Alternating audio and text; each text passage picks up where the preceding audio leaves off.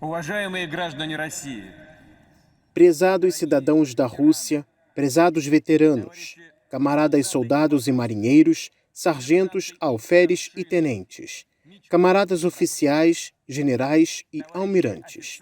Parabenizo todos vocês pelo Dia da Vitória.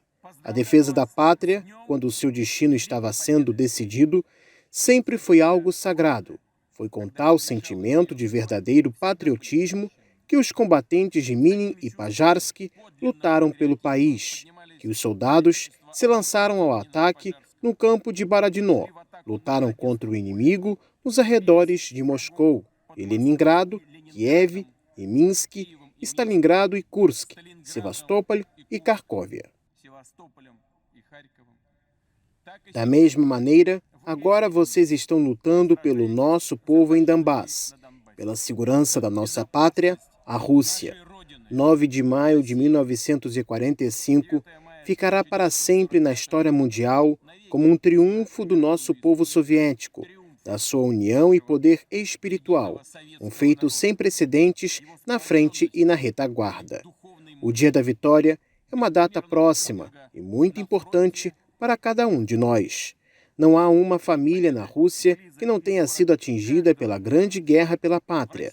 A sua memória nunca se desvanece. Neste dia, na marcha interminável do regimento imortal, estão os filhos, netos e bisnetos dos heróis da grande guerra pela pátria. Eles levam as fotos de seus familiares, soldados mortos, que permanecem jovens para sempre, e dos veteranos que já nos deixaram. Temos orgulho na geração dos vencedores corajosos e invictos, de sermos seus herdeiros. Nosso dever é guardar a memória dos que venceram o nazismo, que nos legaram para estarmos vigilantes e fazermos tudo a fim de que o horror de uma guerra global não volte a acontecer. Por isso, apesar das discórdias nas relações internacionais, a Rússia sempre defendeu a criação de um sistema de segurança indivisível e igual, um sistema que é vital para toda a comunidade internacional. Em dezembro do ano passado, propusemos fazer um acordo sobre as garantias de segurança. A Rússia apelou ao Ocidente para um diálogo justo, para procurar compromissos, para considerar os interesses de cada uma das partes. Tudo em vão.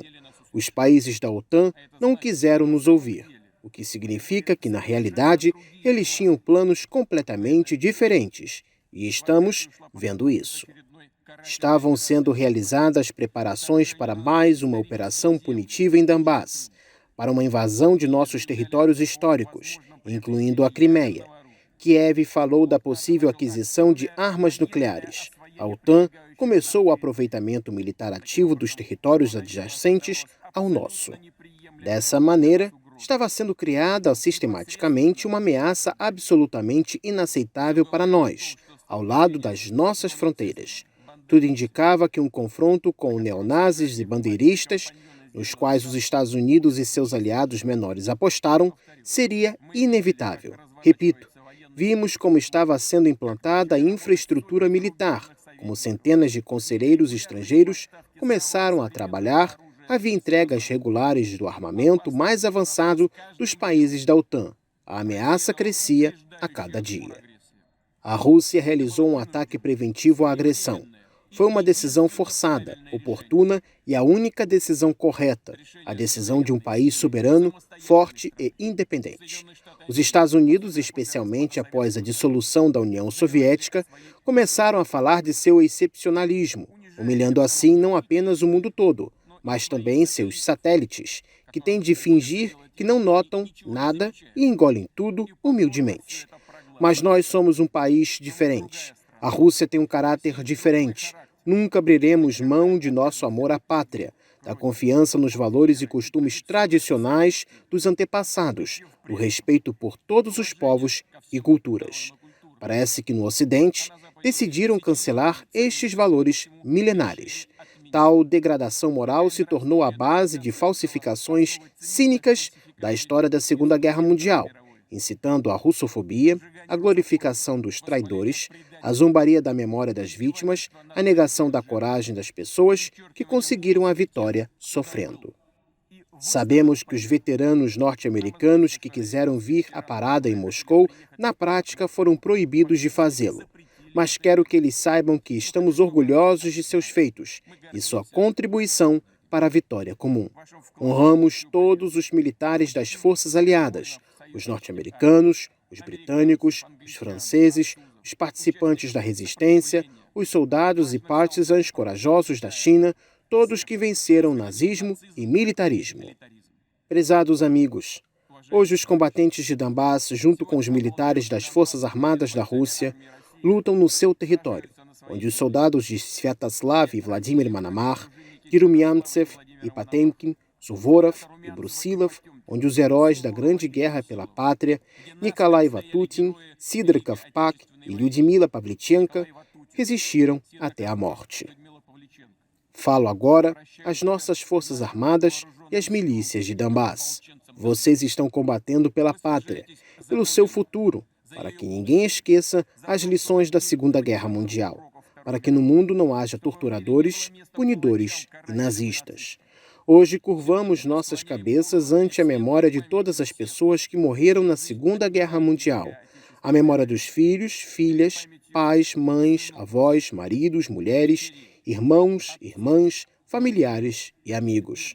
Inclinamos nossas cabeças ante a memória dos mártires de Odessa, queimados vivos na casa dos sindicatos em maio de 2014, ante a memória dos idosos, mulheres e crianças de Donbass, os civis que foram mortos por bombardeios impiedosos, ataques bárbaros de neonazistas.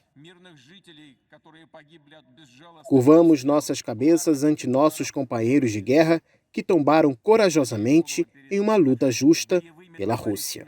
Anuncio um minuto de silêncio. A morte de cada um de nossos soldados e oficiais é um pesar para todos nós e uma perda insubstituível para seus parentes e amigos. O Estado, as regiões, as empresas e as organizações públicas vão fazer tudo para cuidar dessas famílias e ajudá-las. Daremos apoio especial aos filhos de camaradas de guerra falecidos e feridos. Um decreto presidencial para esse fim foi assinado hoje. Desejo aos soldados e oficiais feridos uma rápida recuperação. Agradeço aos médicos, enfermeiros e outro pessoal médico dos hospitais militares por seu trabalho abnegado. Obrigado por lutarem por cada vida, muitas vezes sob fogo, na linha de frente, sem se pouparem. Prezados amigos. Aqui na Praça Vermelha estão ombro a ombro soldados e oficiais de muitas regiões de nossa pátria enorme, incluindo aqueles que vieram diretamente de Donbass, diretamente da zona de ações de combate. Nos lembramos como os inimigos da Rússia tentaram usar gangues de terroristas internacionais contra nós, procurando semear a rivalidade étnica e religiosa para nos enfraquecer e nos dividir de dentro para fora. Nada disso deu resultado. Hoje, nossos combatentes de diferentes nacionalidades lutam juntos, se protegendo uns aos outros das balas e estilhaços como irmãos. E nisso está a força da Rússia, a grande e indestrutível força de nosso povo multinacional unido. Hoje, vocês estão defendendo aquilo por que lutaram nossos pais, avós e bisavós. O maior sentido da vida para eles sempre foi a prosperidade e a segurança de nossa pátria. E para nós, seus herdeiros, a fidelidade à pátria é o valor supremo, um pilar seguro da independência da Rússia. Aqueles que esmagaram o nazismo durante a Grande Guerra pela Pátria nos mostraram um exemplo de heroísmo para todos os tempos. Foi uma geração de vencedores, e nós sempre os admiraremos. Glória às nossas heróicas Forças Armadas, pela Rússia, pela vitória, Urra!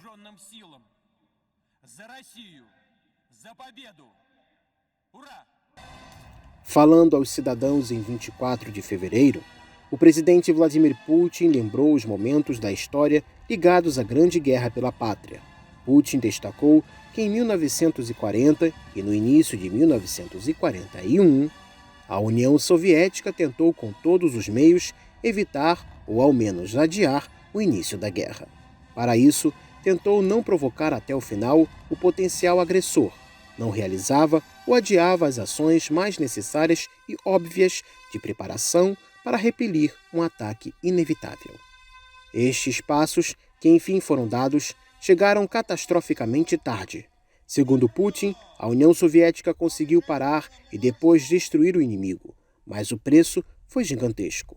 A tentativa de satisfazer o agressor nas vésperas da Grande Guerra pela Pátria acabou sendo um erro, que custou muito caro para o povo.